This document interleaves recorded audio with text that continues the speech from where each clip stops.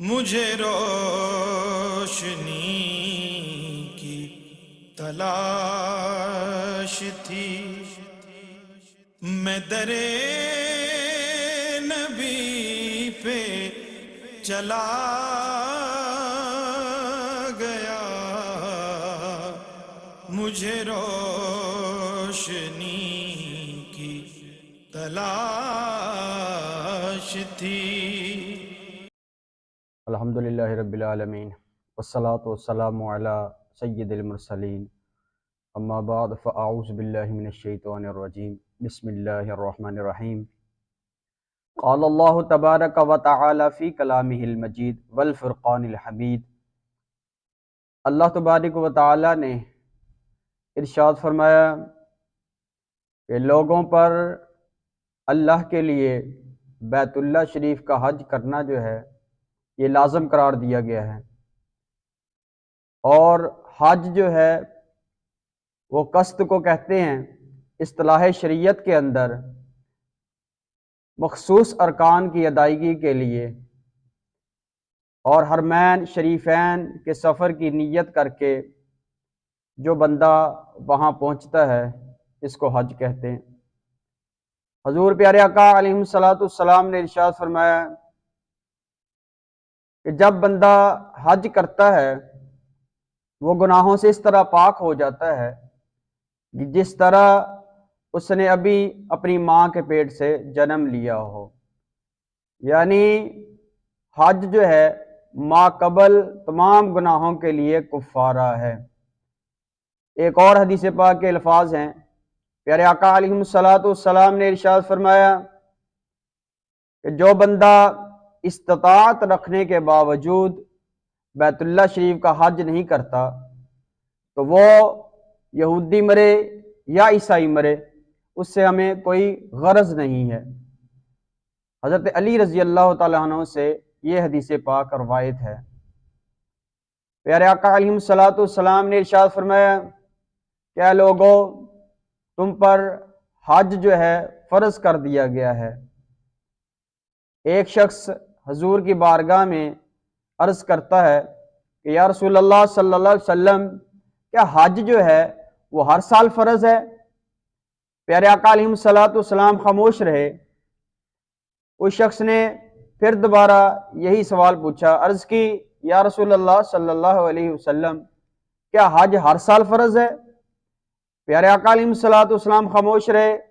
اس نے تیسری دفعہ یہی سوال پوچھا، عرض کی یا رسول اللہ صلی اللہ علیہ وسلم، کیا حج جو ہے وہ ہر سال فرض کر دیا گیا ہے؟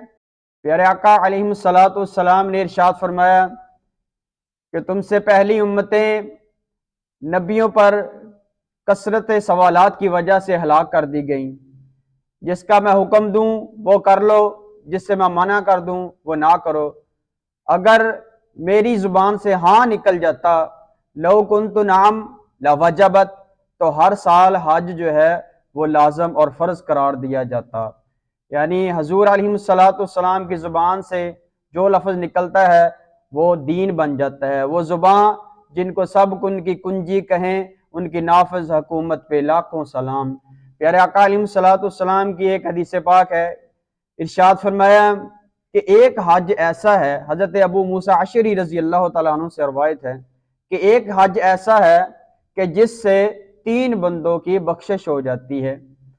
پیارے آقا علیہ الصلوۃ والسلام نے ارشاد فرمایا وہ حج کون سا ہے؟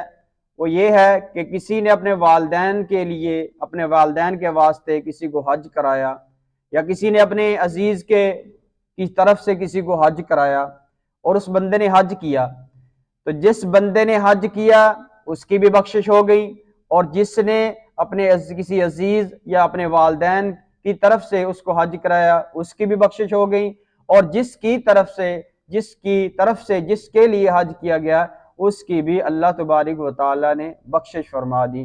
یعنی 3 بندوں کی اس حج کے ذریعے سے بخشش ہوگی۔ جس نے حج کیا اس کی بھی بخشش ہوگی، جس نے کرایا اس کی بھی بخشش ہوگی، اور جس کے لیے کیا گیا اس کی بھی بخشش ہو گئی۔ تو حج جو ہے اس کے اور بھی مقصد اصلی ہیں، جس طرح ہر نیک اعمال کا کوئی نہ کوئی مقصد ہے۔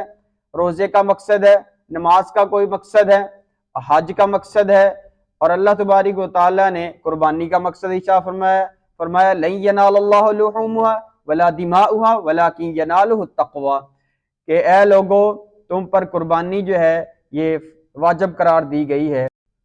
اللہ تبارک و تعالیٰ نے قربانی کا مقصد بیان فرمایا لن ینال اللہ لحومها ولا دماؤها ولکن ینالہ التقوی، کہ اے لوگو قربانی کا گوشت اور خون جو ہے وہ اللہ کی بارگاہ میں نہیں پہنچتا، کیا پہنچتا ہے؟ لن ینال اللہ لحومها ولا دماؤها ولکن ینالہ التقوی، تقوی پہنچتا ہے، اللہ کی بارگاہ میں تمہاری نیت اور اخلاص دیکھا جاتا ہے۔ اسی طرح اللہ تبارک و تعالیٰ نے روزے کا ارشاد فرمایا یا ایھا الذین آمنوا کتب علیکم الصیام کما کتب علی الذین من قبلکم لعلکم تتقون، اس کے اندر بھی تقوی ارشاد فرمایا گیا کہ یہ جو تم سارا دن بھوکا پیاسا رہتے ہو اس کی ضرورت نہیں ہے، تمہارا تقوی دیکھا جائے گا کہ اخلاص کتنا ہے، اس نیک عمل کے اندر تمہاری نیت کیا ہے، کیا لوگوں کے لیے یہ عمل کر رہے ہو یا اللہ اور اس کے رسول کی رضا کے لیے عمل کر رہے ہو۔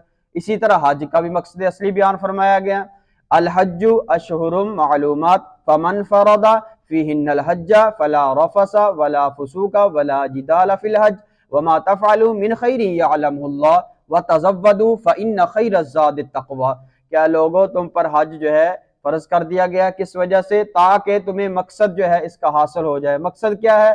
تقوی ہے۔